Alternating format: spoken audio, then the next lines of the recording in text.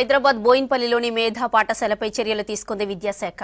మూతపడిన school భవనంలో drugs తయారు చేయడంపై సీరియస్ గా స్పందించింది. పాఠశాలను సీజ్ చేసింది. పాఠశాల అనుమతులను రద్దు చేసింది. మేధా స్కూల్ విద్యార్థులను ఇతర పాఠశాలల్లో చేర్పించేందుకు ఏర్పాట్లు చేయాలని ఆదేశించింది.